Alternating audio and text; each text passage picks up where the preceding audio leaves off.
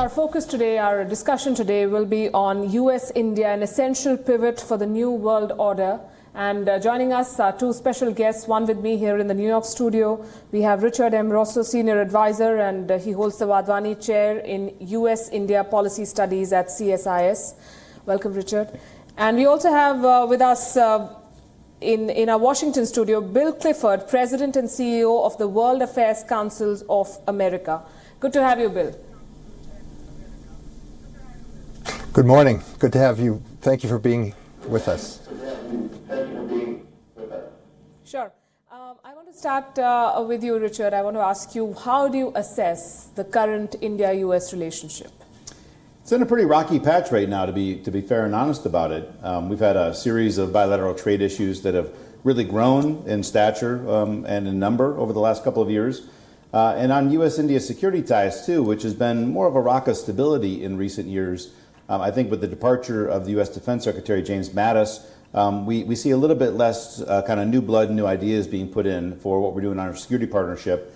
And hanging out there not too far distant future, as India begins to take possession of these S-400 missile systems from Russia, that may run afoul of a U.S. sanctions program targeting Russia and countries that buy defense material from Russia. So we got good trade investment flows, but a lot of troubling issues on policy right now. And on defense and security, again, there's some good things that are in the works, but a little bit less, I think, forward-looking vision than you've had in recent years. So a bit of a rocky patch. Is that your assessment too, Bill? Is that how you would define the relationship? It's on a rocky patch? I think the relationship has, there's a lot to be optimistic about, but we have to be aware of certain minefields in the economic area, in the sort of autonomous approach to foreign policy that Narendra Modi has pursued, although the ties with the U.S. have been building for more than a decade or so. I think that U.S. officials are looking closely at how India deals with Russia, its stance toward China and Iran in particular.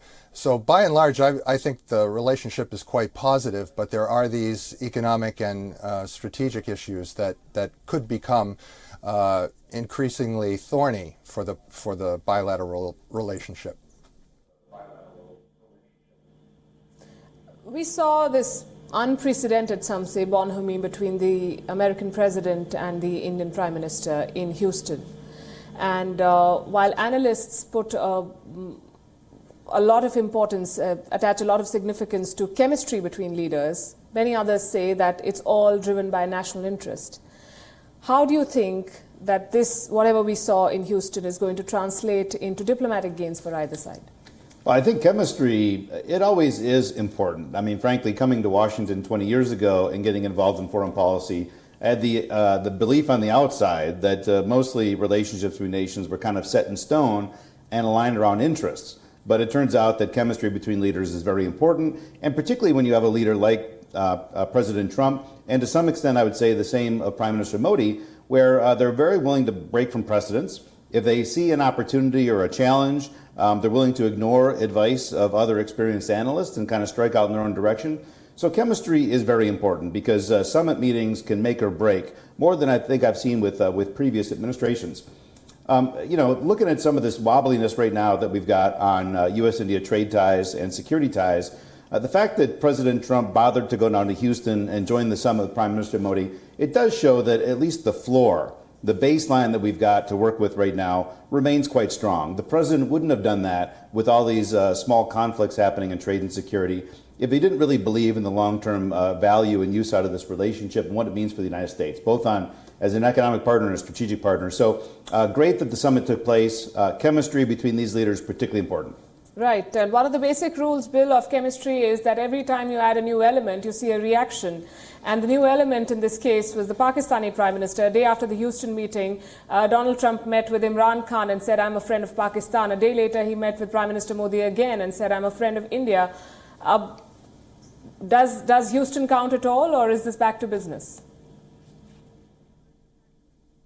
No, I think Houston counts quite a bit. I think the fact is, you can see it even in the body language. The hugging that is reciprocated is a little bit warmer. I think it being a rally is Donald Trump's comfort zone. I think he recognizes a fellow economic nationalist when he sees one.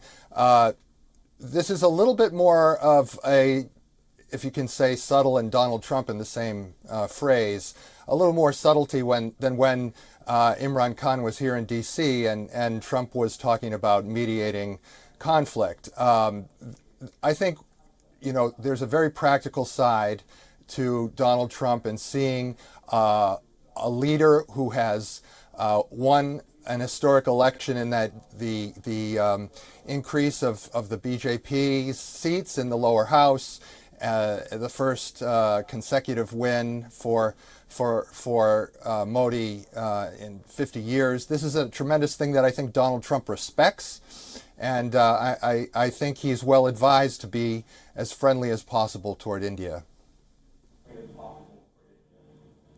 Practical is a good way to put it. Some call him transactional. And talking about transactions, a trade deal is something that everyone who was following this meeting expected. And it wasn't announced. And they said they're still talking. What is keeping the two sides from striking a trade deal? And is Donald Trump, according to you, capable of the concessions that should be, one would assume, a prerequisite for any kind of deal? Well, I think we have to go back to the foundations of the trade disputes. A lot of this predates President Trump coming to office.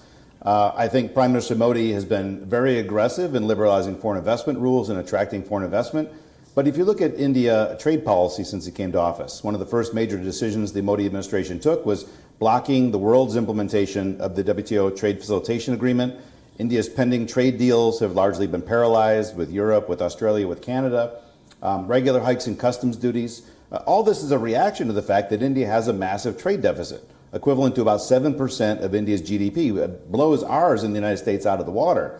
But a lot of that predated President Trump coming to office. With President Trump, you've got an economic nationalist that wants to see America put first, and any country where we got a trade deficit, and India is in that category, any country that we see putting up new barriers to the United States is going to be targeted. Now, we knew the issues that the United States had kind of teed up, and we're hoping to see progress. Rolling back some of these customs duty hikes, price controls on medical devices, things like that. There was a tangible set of issues. India would have liked to see the United States restore the Generalized System Preference Trade Program, potentially carving India out of these tariffs on steel and aluminum. It was a tough set of issues because both our countries have big trade deficits, and a lot of our policy making kind of focuses on trying to stop that, trying to restore the trade balance to a more equilibrium status. So you always knew this was going to be tough, and so far it looks like they're not going to be able to put enough issues on the table between them to cobble out a deal. But again, hope springs eternal. India's commerce minister is in town for at least another day, so let's see if they can get something done. A last-minute meeting, a last-minute visit, in fact, by the commerce minister, and that raised hopes.